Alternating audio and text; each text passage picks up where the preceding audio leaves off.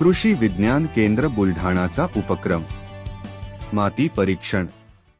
पिकांचे अत्याधिक उत्पादन जमिनीमधून काढणे तसेच जमिनीचे आरोग्य शाश्वत ठेवणे ही आजच्या काळाची गरज झालेली आहे। भविष्याच्या दृष्टीने हे अत्यंत जरुरीचे आहे। मृदा तपासणी ही सर्वसाधारणपणे 3 प्रकारे चाचण्या घेऊन केली जाते, जसे भौतिक, रासायनिक आणि जैविक।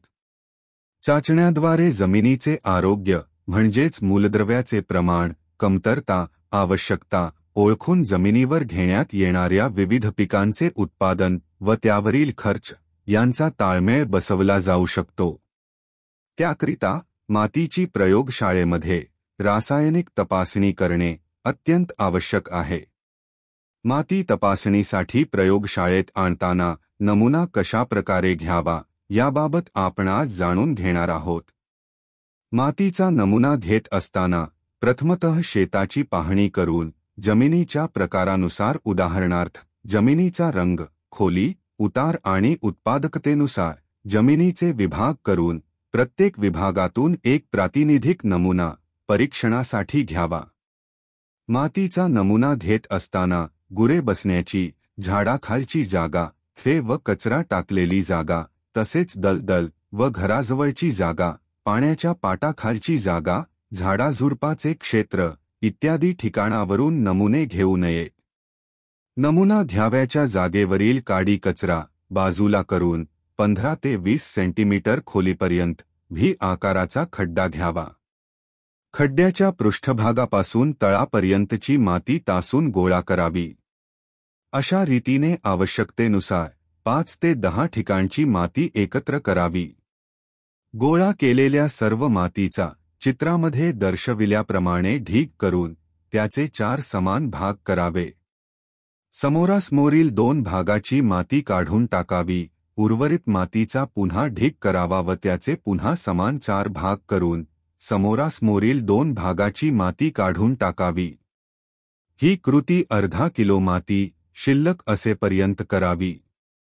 फळबागेची लागवड करावयाच्या व लागवड झालेल्या क्षेत्रामध्ये वरील प्रमाणेच कृती करावी। फक्त मृदा नमुना घ्यावयाच्या ठिकाणी 100 सेंटीमीटर खोलीचा खड्डा घेऊन प्रत्येक 30 सेंटीमीटर खोलीसाठी स्वतंत्र नमुना घ्यावा।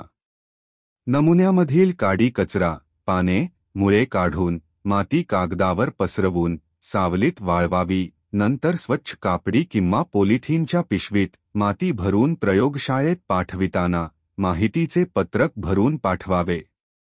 त्यामध्ये शेतकऱ्याचे नाव व पत्ता, शेत सर्वे क्रमांक, मागील हंगामात घेतलेले पीक व पुढील हंगामात घ्यावयाची पिके इत्यादी माहिती लिहावी। माती तपासणीसाठी कृषी विज्ञान केंद्र बुलढाणा तसेच जिल्ह्याच्या ठिकाणी कृषी विभागाच्या शासकीय माती परीक्षण प्रयोगशाळेत देऊ शकता।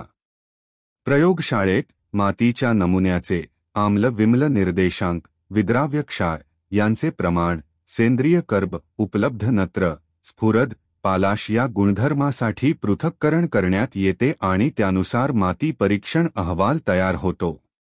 या अहवालावरून जमिनीत कोणती अन्नद्रव्ये किती प्रमाणात उपलब्ध आहेत याची माहिती मिळते। त्यानुसार पिकांचे प्रकार लक्षात घेऊन सेंद्रिय व रासायनिक खतांच्या मात्रा सुचविण्यात येतात। पिकास समतोल व योग्य प्रमाणात खतांची मात्रा देता येते, त्यामुळे अन्नद्रव्याचा समतोल टिकून राहतो। योग्य प्रमाणात रासायनिक खतांचा वापर केल्यामुळे त्यावर होणाऱ्या खर्चात बचत होते व जमिनीचे भौतिक, रासायनिक व जैविक गुणधर्म टिकून ठेवण्यास मदत होते।